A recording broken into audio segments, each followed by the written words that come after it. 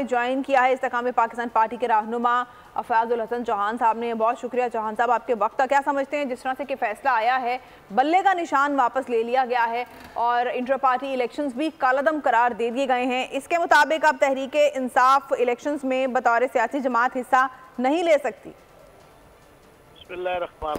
देखिए, इस इशू के दो पहलू हैं, एक टेक्निकल पहलू है और एक नजरियाती पहलू है। टेक्निकल पहलू यह है कि आइन और कानून 100% इलेक्शन कमीशन को ऑथराइज करता है कि अगर वो देखे कि किसी पार्टी का intra party election free and fair नहीं हुआ तो वो उसको कलंदम करार देकर उससे निशान वापस ले सकती है।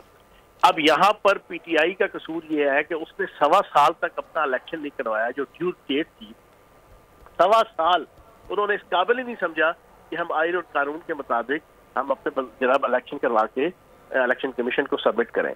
फिर भी इलेक्शन कमीशन ने इनको मौका दिया, इनसे लाडलापन किया, इनको कहा कि आप अपना इलेक्शन कंटेस्ट करें, अपना इलेक्शन कंडक्ट करें और उसके नतायज जमा करवाएं। फिर जो इलेक्शन हुआ, सारी दुनिया ने देखा कि दुनिया की हिस्ट्री में इससे ज्यादा रिग्ड, इससे ज्यादा फेक, इससे ज्यादा स्यूडो, इससे ज्यादा सो कॉल्ड, इससे ज्यादा जाली, इससे ज्यादा नकली, इससे ज्यादा बेढंगा, इससे ज्यादा बेतुका इलेक्शन किसी ने नहीं देखा। तो फिर जनाब उसका रिजल्ट तो यही आना था इलेक्शन कमीशन की तरफ से। ये तो हो गया टेक्निकल। अब आ जाते हैं नजरियाती। ठीक, माहिर कानून हाफिज सब्सक्राइब करें और बेल दबाएं ताकि कोई खबर रह न जाए।